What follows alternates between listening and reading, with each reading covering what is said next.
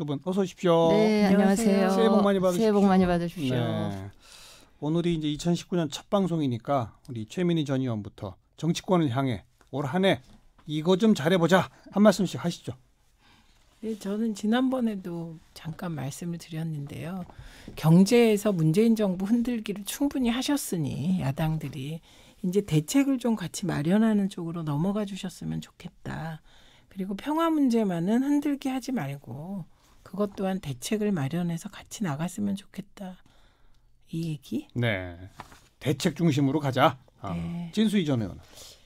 근데 작년에 야당이 했던 모든 행태를 다 흔들기로 그냥 일괄적으로 규정하는 거는 조금 과하다 싶고요. 저는 그 국민들이 정치권에 늘 싸우지 말라는 얘기를 많이 하시는데 그러니까요. 저는 오히려 여야가 치열하게 좀 싸워라. 단 정파적인 관점이 아니라 민생을 위해 국익을 위해 치열하게 논쟁하고 토론하라라는 말씀을 드리고 싶습니다. 네. 예. 뭐 논쟁하고 토론하려면 각자의 대책, 대안이 정책이 나와야 될 것이고. 그렇죠. 그죠? 네. 그런 점에서는 두 분이 하나로 좀 합쳐질 수도 있다고 보여집니다. 제대로 네. 싸워라. 제대로 싸워라 예. 그런 거죠. 네. 자, 뭐 오늘은 아무래도 뭐 신재민 전 사무관의 폭로 이후에 국회 기재위가 필요한지 아닌지, 또 청와대 특감반 김태우 전 수사관 관련해서 국정조사 뭐 특검 필요한지 아닌지 뭐 이런 얘기를 주로 해야 할 텐데 그 이순자 여사의 그 발언, 전두환 전 대통령이 민주주의의 아버지다 한 보수 언론과 인터뷰에서 이런 얘기를 했는데요. 코멘트 해보세요. 그냥 부창부수잖아요. 네. 그러지 않고 어떻게 그러니까 일반적인 인식. 저희가 대학교 때는 플래카드 걸 때 살인마 전두환 막 이렇게 걸었잖아요. 그런 인식이 만약에 있다면 같이 못 살잖아요. 부부니까 부창부수하는 것 같은데요. 네, 그냥 그 정도로. 예, 그러니까 그런 인식이 세상과 동떨어진 인식인데 그거 뭐 아내니까 부창부수하는 거라 이게 뭐 정치권에서 논란이 될 여지도 없는 것 같아요. 자유한국당 김병준 비대위원장이 부인이 남편 평가한 걸 가지고 크게 문제 삼을 거리가 되는지 모르겠다 했는데 비슷하시네요. 그러니까 꺼리도 안 된다, 꺼리도 안 된다. 웃긴다, 뭐 이런 거죠. 진수희 전은. 그러니까 저도 언론에서 이걸 굳이 이순자 씨 발언을 다룰 필요가 있나 싶은데요. 굳이 한 말씀 드리자면 이 땅의 민주주의는 사실 그 우리 어린 대학생들, 네. 또 민주화 투사들의 희생, 또 많은 국민들의 눈물과 노력 이게 모여져서 그 만들어낸 결과물인데 따라서 우리 대한민국의 민주주의는 어느 한순간도 전두환 씨를 아버지라고 생각했던 순간은 저는 한순간도 없었다고 보고요. 오히려 지금까지 전두환 씨 내외가 목숨을 부지하고 살 수 있는 것도 결국은 민주주의 덕분이죠. 덕분이다. 그렇죠. 이렇게 생각을 하고 네. 좀 속죄하는 마음으로 조용히 여생을 그냥 보내시라라는 말씀을 드리고 싶습니다. 이렇게 짧게 한마디로 끝내도록 하고요. 자, 신재민 전 사무관 뭐 오늘 오전 또 아주 큰 해프닝도 있었습니다마는 이거 국회에서 적극적으로 따져봐야 할 문제냐 그렇지 않느냐 어떻게 생각하십니까? 최민희 전 의원부터. 저요. 그러니까 우선 숨쉰 채 발견되어서 너무 감사드립니다. 예, 만약에 뭐 숨진 채 발견되었다면 진짜 오늘 뭐 좀 이상했을 것 같아요. 막 뭐 이게 뭐지 막 이렇게 네. 되고 뭐 사람이 근데 숨진 채가 아니고 숨쉰 채니까 단어 하나로 갑자기 좀 다들 안심하셨을 예. 것 같고요. 그다음에 저는 이게 좀 복잡한 몇 개가 있고 내용도 어려워요. 예, 그런데 이분이 전달하고자 하는 의도가 첫째는 기재부 중심주의에 빠져 있는 게 아니냐. 그러니까 예를 들면 경제정책의 큰 방향이나 그다음에 국가 채무 문제, 페이백 문제 같은 것이 과연 기재부의 실무자 마음속에 있는 대로 가야 되는 거냐. 좀 이런 의문은 있습니다. 그래서 오늘 이제 청와대 당시 경제정책 비서관이 해명을 했던데 이건 조율할 수 있는 거다. 이렇게 네. 생각합니다. 그리고 토론을 통해서 결론을 내는데 그 토론하는 과정에 뭐 잘못된 주장 혹은 잘된 주장이 있는데 그중에 하나를 찍어서 문제 삼으면 그건 좀 곤란할 것 같고요. 그다음에 가장 이상한 게 박근혜 정부 부채 비율을 높인 상태에서 유지하기 위해서 페이백 1조 원을 취소했다는 주장인데요. 페이백이라는 게 이제 그 채권을 갚아주는 거죠. 네네. 그런데 그거는 그 페이백 1조 원 한다 그래서 국가 채무 비율이 그렇게 많이 떨어지질 않습니다. 그러니까 그런 그 일종의 음모론을 제기하는 것도 이상하고. 아, 페이백이에요? 바이백이에요? 아, 바이백. 바이백이죠? 네. 바이백입니다. 제가 예. 페이백 그러니까 죄송합니다. 네, 그래서 그것도 영향이 거의 없거든요. 그래서 그것도 이상하고. 그다음에 갑자기 박근혜 대통령을 칭찬하는 분위기가 아닌데 갑자기 박근혜 대통령이 국가재정회의에서 아주 진지하게 나라의 미래를 걱정했다. 그거를 굳이 방송에 넣은 것도 이상하고. 그리고 무엇보다 모텔에서 발견되어서 사실 모두들 걱정하고 있었거든요. 생사를. 네, 네. 그런데 어쨌든 제가 본 사진 속에는 누가 이렇게 보호해서 병원으로 가면서 웃고 있더라고요. 그래서 그것도 이상하고 하여튼 뭔가 이상합니다. 그러나 저는 민변건도 또 좀 이상하고. 민변건도 이상하고 민변 전체가 다 마치 의논해서 뭐 변호를 안 맡겠다는 식으로 얘기했는데 그 말 자체가 불가능한 말입니다. 네, 네. 네, 그래서 그것도 이상하고 뭔가 이상합니다. 그럼에도 불구하고 저는 뭐 기재위를 열어서 이게 명명백백히 가리는 것도 필요한 일이라고 생각합니다. 그리고 김태우 건처럼 운영이 열었는데 뭐 사실 별게 없었지 않습니까? 그렇게 될 거다. 아. 예, 그럴 가능성이 높아 보입니다. 네. 지금. 예. 그러니까 뭐 기재위 굳이 뭐 마다할 필요도 없다 이런 네, 입장이시네. 네, 네. 진수희 전 의원. 저는 상임위는 저는 개인적으로 늘 뭐 연중 네. 상임위를 주장한 사람 입장에서는 이슈가 상임위는 크건 작건 현안이 있으면 열어서 얘기 듣고 꼭 거기서 명명백백하게 뭔가를 밝히지 않더라도 계속 그 국가 중대사를 의논한다는 차원에서 난 여는 거는 뭐 당연하다고 보고요. 예, 예. 저는 이 신사무관이 제기했던 이 문제가 뭐 맞고 틀리고 기재부가 그 대응하면서 내놓은 해명 내용이 옳고 이걸 다 떠나서요. 제가 지금 좀 특이하게 느껴지는 점은 뭐냐면 지금 김태우 사무관 그 수사관도 그렇고 이번 정부 1년 반 지나는 시점에서 이 중하위 공무원들의 네. 어떤 뭐 내부 고발이랄지 무슨 공익 제보랄지 이런 것들이 지금 이어지는 게 그 정부 조직의 밑둥으로부터 뭔가 균열이 시작되는 거 아닌가 하는 그런 생각을 하는데 그래서 저는 이게 이제 뭐 그 정부 부처들이 고발을 했기 때문에 수사를 하겠죠 검찰에서 예. 수사도 하고 재판이 필요하면 재판 과정도 다 거치겠지만 그렇게 해서 결론이 난다 그래서 이 사안이 끝나질 않는다고 보고요. 이 정부가 끝날 때까지 아니면 다음 정부 때까지 이 파장은 크던 작던 계속 이어지지 않을까 하는 생각을 하고요. 저는 그 내용보다 이 두 건을 대하는 집권 세력의 자세, 태도에 대해서 굉장히 개인적으로 제가 실망을 하고 있는데 어떤 점이 실망스럽습니까? 일단 매우 오만해요. 오만하다. 오만하고 선민의식으로 꽉 차 있다는 인상을 제가 많이 봤는데 사실은 이번 정권은 17년에 조기 대선으로 인해서 만들어진 정부잖아요. 네. 그런데 마치 제가 생각하기에는 이게 민주당이 실력이나 능력이나 민주당의 노력에 의해서 이 정부가 만들어졌다기보다는 그 추운 겨울날 촛불을 들었던 수많은 국민들이 만들어준 정권이라는 거를 저는요. 네. 이 집권 세력이 늘 그거를 상기하면서 좀 겸손한 자세로 경청하면서 국가를 좀 운영했으면 좋겠다 하는 말씀을 드리는데 제가 복지부에 있었던 경험에 비추어 보면요. 장관 시절에. 예.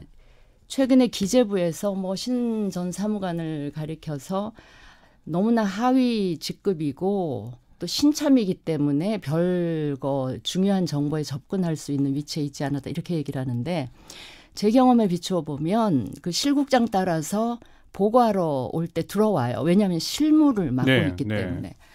굉장히 반짝반짝하는 사무관들 그리고 그 기간이 굉장히 의욕과 패기가 넘쳐나고 막 아이디어도 되게 반짝반짝해요. 오히려 오래된 실국장보다 더 이게 창의적인 이야기를 하고 그래서 저는 개인적으로는 그 친구들을 불러다 얘기를 듣고 싶어 했고 그런 경우도 왕왕 있었거든요.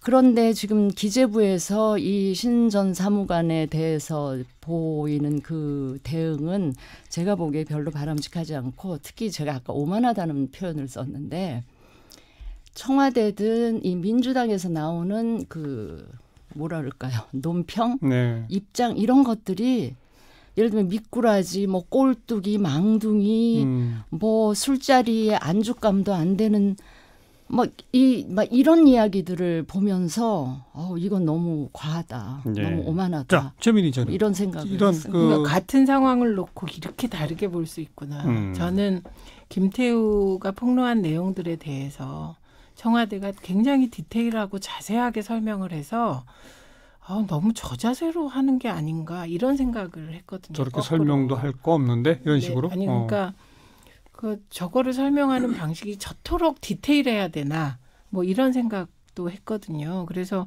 6급에 대해서까지 저렇게 그 폭로 내용을 자세하게 하는구나 뭐 이런 생각이라서 같은 걸 두고 되게 다르게 본 거고 그래서 저는 오만하다는 생각은 거꾸로 저렇게 결백증이라고 느껴질 정도로 저런 생각을 하고 있구나 이런 거랑 너무 다른 것 같아요. 그러니까 우리는 하지 않는다. 우리는 결백하다. 이거를 주장하려고 너무나 애쓴다는 느낌이었고요.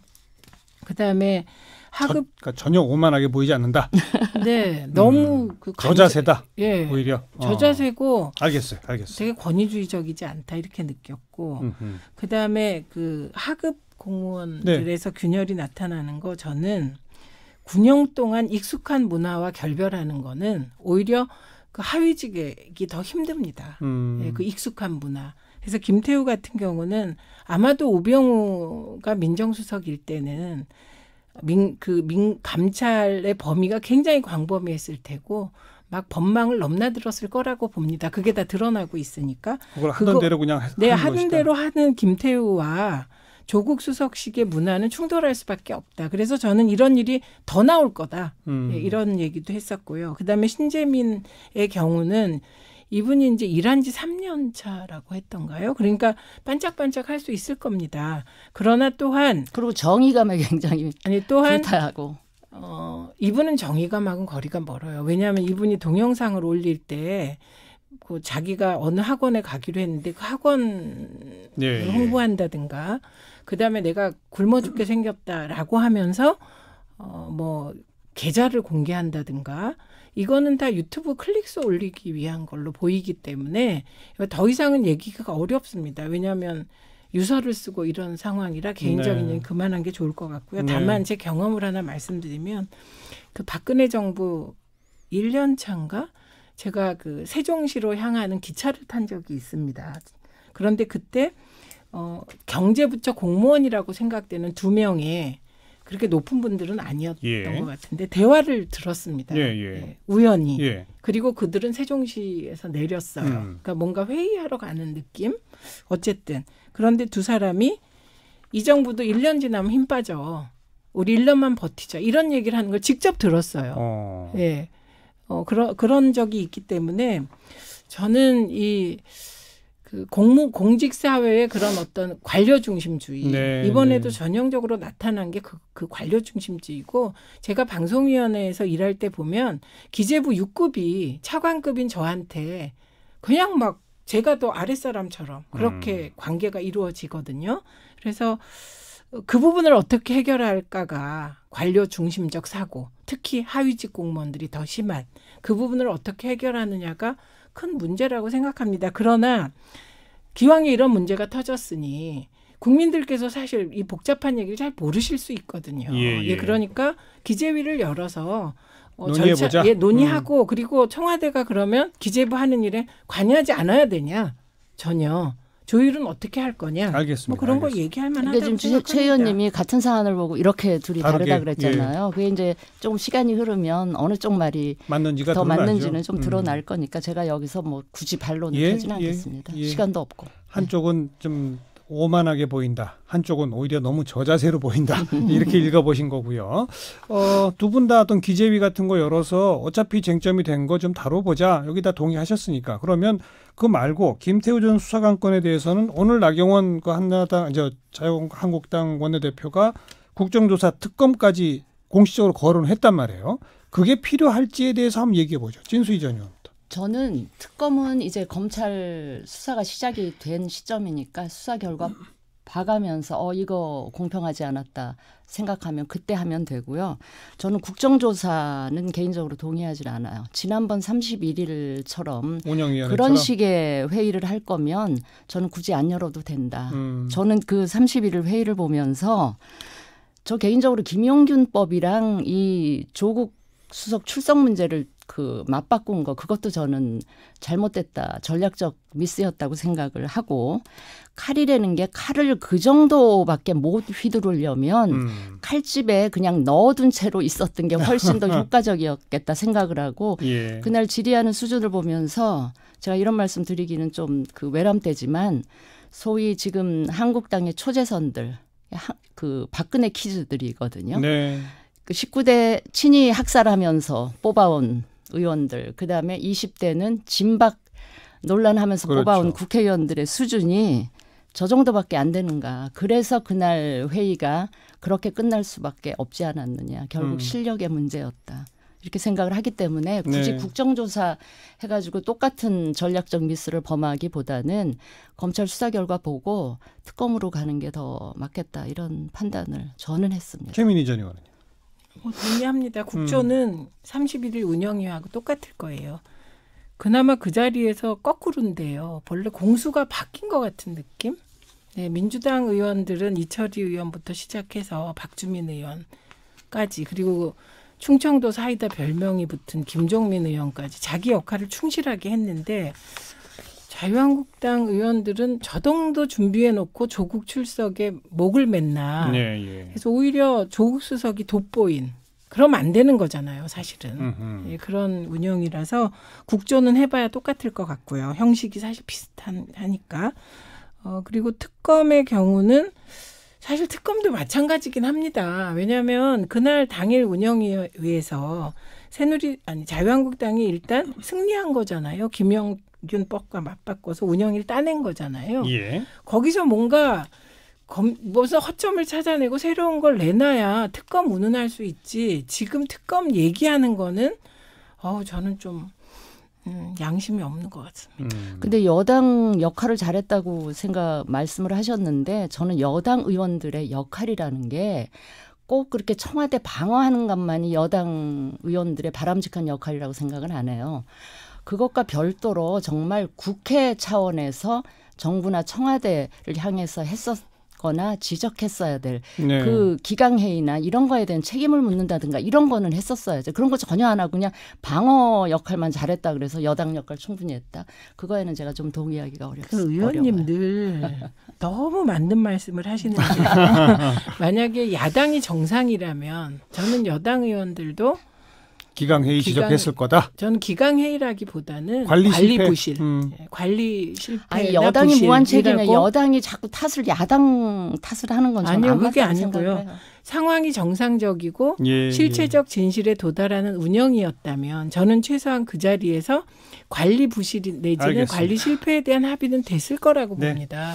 근데 야당이 그렇게 막무가내로 나오니 판이 그렇게 흘러갈 수밖에 없었다. 예. 오늘 두 분 정식 아는 누나들은 최근 일련의 사태를 대하는 정부와 청와대의 자세에 대해서는 아주 현격히 다른 입장 차이를 보여주셨습니다만 앞으로 어떻게 전개시켜 나가는 게 좋으냐에 대해서는 거의 의견 일치입니다. 신재민 전 사무관 건은 기재위 열어서 따질 거 있으면 따져보자. 국정조사는 지금 필요 없을 것 같다.